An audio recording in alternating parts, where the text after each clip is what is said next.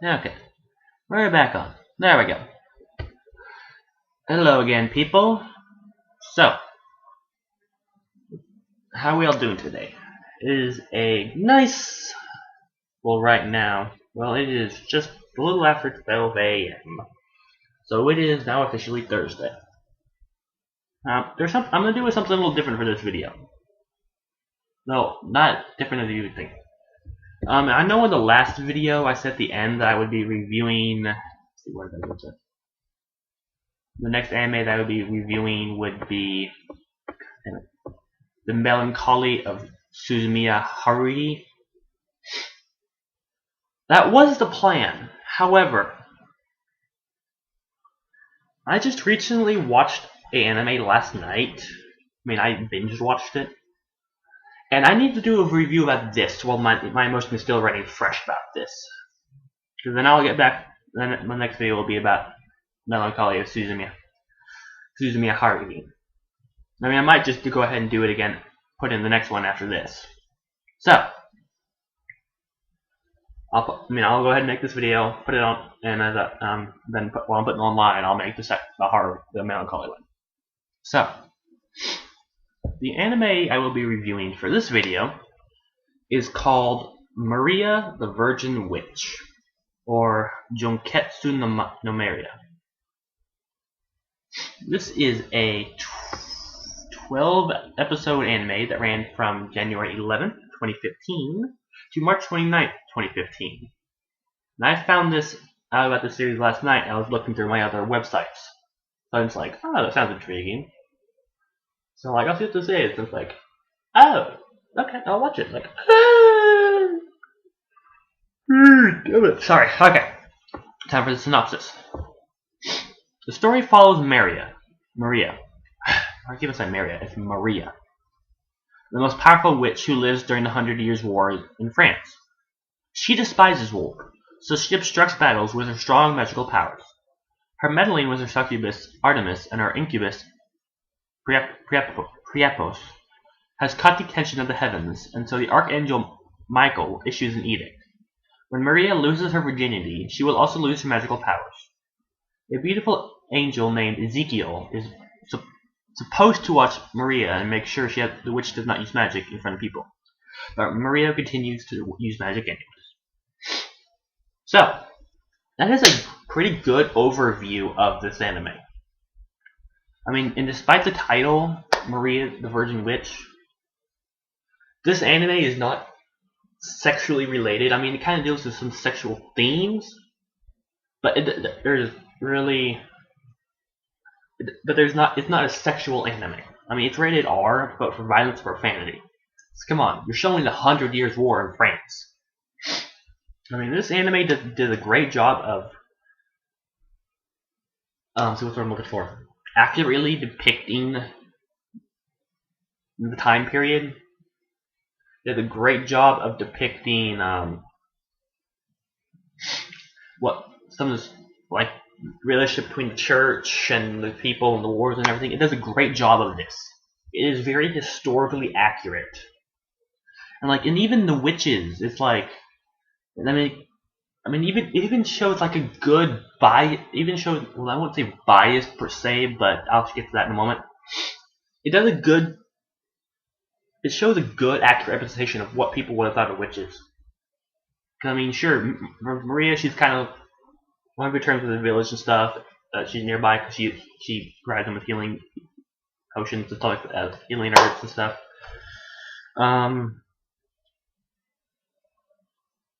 But yeah. But then shit goes down later on, and they're like, burn the witch! People, just because, they accurately depict later on in the series, what would have happened, how people would have interacted with witches. It's but anyway, so yeah, as the title suggests, Maria is a virgin. I don't know. Come on, okay. First, beginning with. Oh yeah, FYI, on the rest of this video, there will be some cursing and there will be some spoilers. So, I need to remember to start off with that.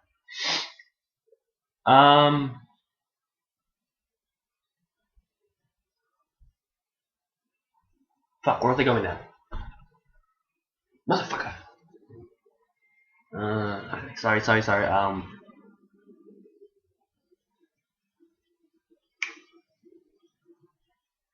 Oh yeah, so that's I don't know. Okay, so basically, come on, just the whole concept of this anime is unique. I mean, sure, it's a witch in a 100-year war who is a virgin. And she is cursed, per se, by the Archangel Michael. That is, when she loses her virginity, she loses her magic powers. Okay, come on, people. That is, you cannot tell me that is not a new and intriguing storyline right there. Right there.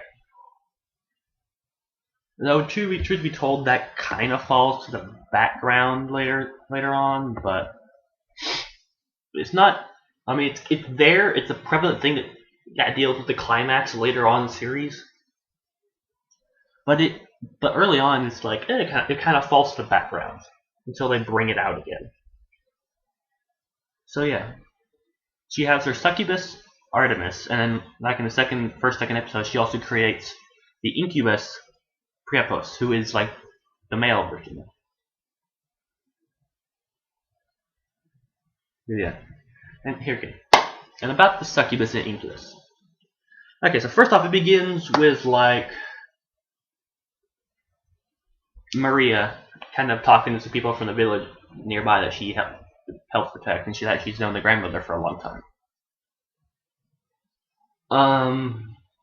So like stuff goes on, like then like those people leave, and Artemis comes back, which is her familiar succubus familiar, which was originally an owl. She could just form into an owl or something or other. I don't know. But I mean, so she goes around to different war zones and uses her feminine guise as a succubus to prevent war. Well, not to prevent war, but I mean, there's already a 100-year war going on. But to kind of stop battles, by going to the commanders and having sex. She always like, I'll make you scream like a prostitute. Well then. I mean, it's just an eye opener. Like right after the episode, Artemis gets back. She's like, I was up working all night. To only be able to say my name for 6 months. And she's like, Marie's like, what the fuck are you talking about? And Artemis over there like, my jaw is sore. I'm like, excuse me. Repeat that, please. Slower. Your jaw is sore. Maria's like, what are you talking about? Why would your jaw be sore? And it's like,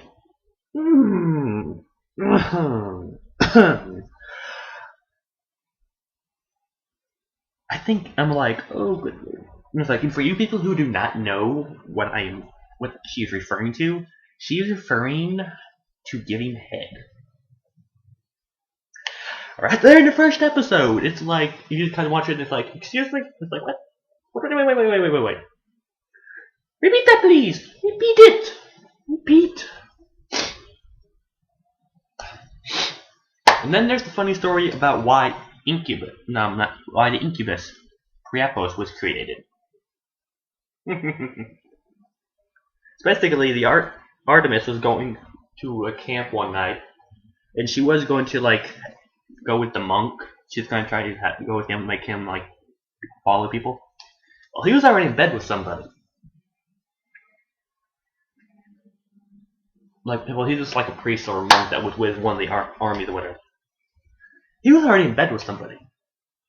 And this somebody happened to be like a younger student of the church who was trained to be a priest or monk, so it's another guy. It's like, oh. Well then, moving right along. So Artemis is like, we need the incubus for these sort of things. So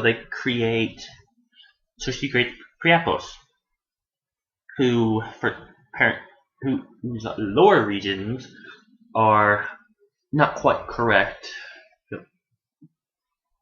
apparently. I mean, they never show. I mean, there's always like a cloud hovering around his waist. I mean, an actual like circle cloud. But they're always like, I don't create me correctly, and she's like, I've never seen one.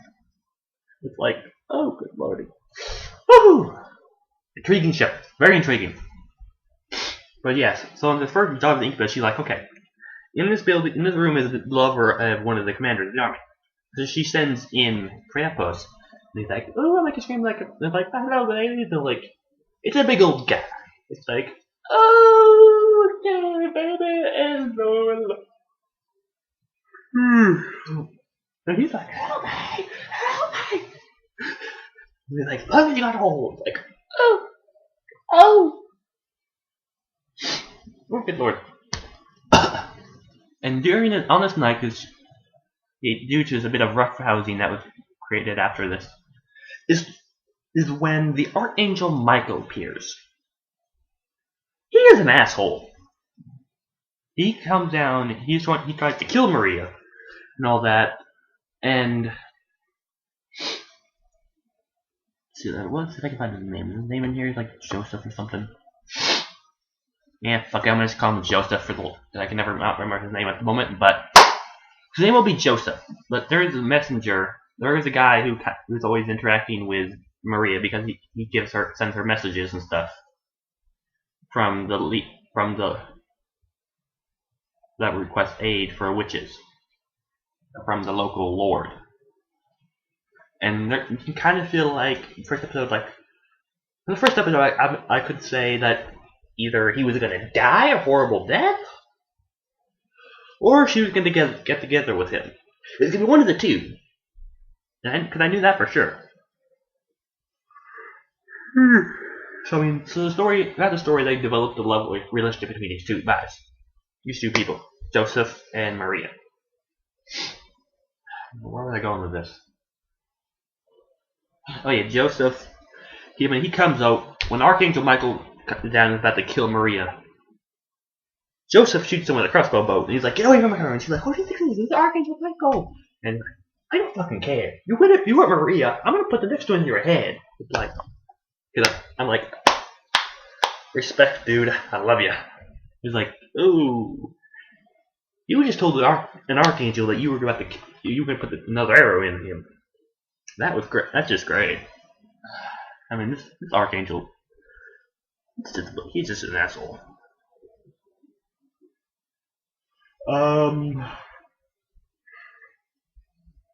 Whew.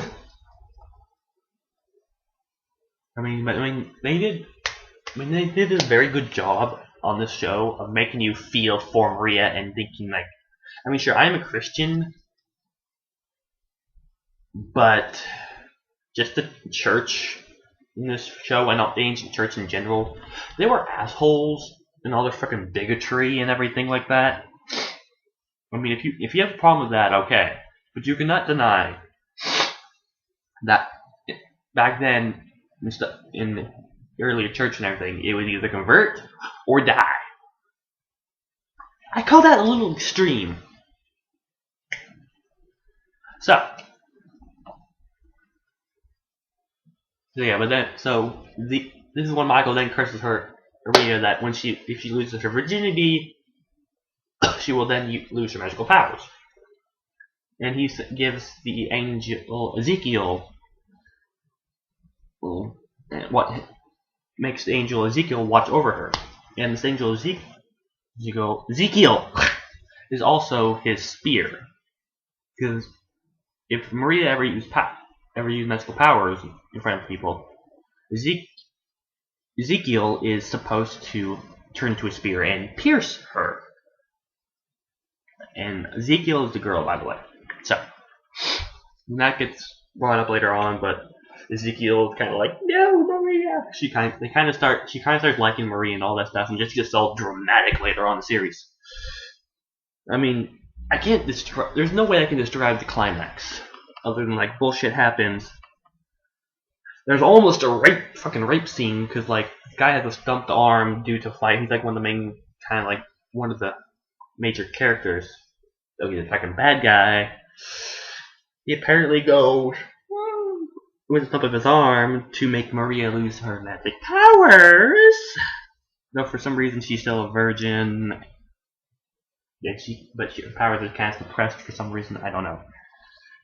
They didn't quite explain it.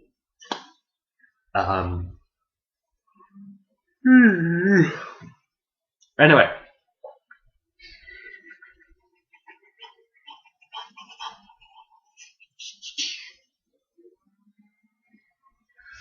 What was that we had? Oh yeah, magical powers, and like they're about to burn her sick, so they rescue her and all that bullshit. I mean, but then there's a certain abbot also. Well, not abbot. He's like a monk or not a priest for the French side. You can tell right away that he's a fucking asshole. I mean, he wants to talk to Maria, so he has Joseph kind of arrange a meeting. She comes into town and everything. He's like, okay, what do you want to talk about? And he's like, oh, why don't you come join us? We'll forgive your sins and all this bullshit. It's like, dude, shut the fuck up, Bernard. Shut the fuck up. And she's like, you know what? I refuse. She turns to drink he gave her, like, with apple cider and stuff they made and everything. And she's like, you know what? Goodbye. And Bernard becomes fucking obsessed with Maria. I mean, Maria kind of makes enemies when she keeps on going to interrupt the battle. She makes enemies with the mercenaries because she's depriving them of their pay, and just kind of enemies with some other people. I don't know. It's kind of hard to explain it directly, but towards the end, they make people hate her. So they make it where they capture her and everything and.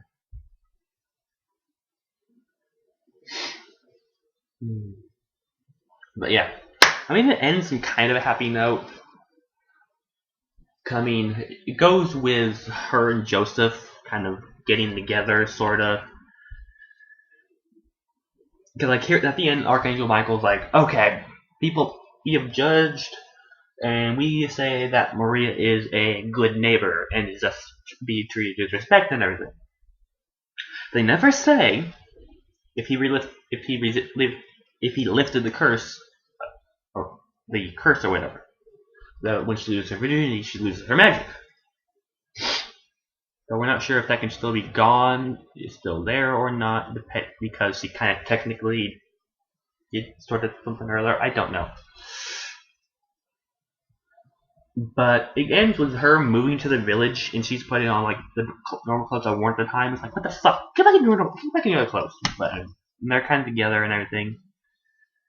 And it shows them carrying a wagon with all of her stuff from her house, so like a lot of her magical stuff. They don't know if they're magical anymore, and with Artemis and Priapos in their owl forms sitting on the cart. So they leave us with the question of like, does she still have her magic? Or did she lose her magic? They never answer that specifically. At least not that I caught. And I would like to know. I don't know. I mean, this had a good animation style. It accurately represented the time and the time frame, and it accurately represented what the early church would have been like, and people's reactions to stuff like witches and stuff. I mean, this is a good show. It just freaking pisses me off at all the assholery against all the fucking bigotry against Bernard. Oh, speaking of Bernard, there's one thing I forgot to mention. When I captured Marie and he's sitting there talking to her in her cell, she goes on to say something like, if God is like everywhere, doesn't that mean his claim is nothing? And that just fucked with his head. He starts going on a rant about something about men rule themselves, blah blah blah blah blah blah blah blah for a couple minutes, and she's at the end, he's sitting there like, and she's like, what the fuck are you talking about? I didn't follow any of that. I'm like, I didn't either. And then like later on, Archangel Michael appears in front of him. I mean, like later on, he writes this like new doctrine about how like men govern themselves, sort of thing. So later on, when he's showing the one monk priest or whatever who's always with him about this, that little guy's always like, it's blasphemy, he's like, what everything else, and it's like, and then Archangel Michael appears to ask what they think of the Witch Maria. Well, that just fucks with Bernard's head even more. There's an angel here. How is that? This is not even possible. We're going against this new teaching. It's like, oh, what the It's like, oh, you just messed with his head, Gabriel. I mean, not Gabriel, but Michael trying to talk to Bernard. Like you can just see he just loses it right then and there. He's already lost. He was already crazy to begin with, but he just went to 100% no return right there, and he tries to get violent with Michael Archangel. For some reason, he has turned to a pile of salt. Goodbye, Bernard. We will not miss you. We will have a festival the day you die. He was an asshole. Doing drug manipulation on people to get them to hate with Maria. Yeah, he's an asshole. So yeah, great show. Even though it is a little annoying. I give this about a 9 stars. Maybe I might give it 8.5. I don't know, because it did piss me off a bit, just because. I kind of wanted. It kind of should have gotten more in depth about some of the stuff, but it didn't. It's still, all in all, it is a good show. I just wish there was more stuff I could do with it. Like it went on longer, had more in-depth stuff. I'm not about to watch this right away. Not watch again right away, but I would rewatch this again. It is a good anime. That is gonna be a good classic. It's gonna be one that's definitely be remembered. So, without further ado, I shall end this video, and then move on to the one I was originally planning, the Melancholy of Melancholy of Suzumiya Haruhi. So, I shall see you guys in the next video.